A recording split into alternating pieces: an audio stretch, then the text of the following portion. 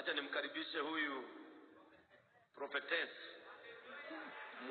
assignment. Na usiniache ati ndio concentrate na assignment. Nafika nyumbani nimuguze nisikie yako hujia tena na assignment.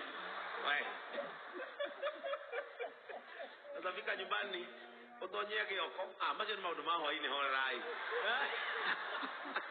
Utonyege yoko igwe tigana nie mudike modo wakwa ndacoka assignment.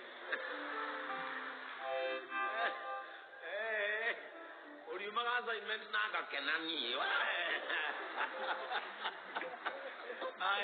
Let us appreciate Reverend Joy. Thank you so much, my Bishop, Pastor Rose.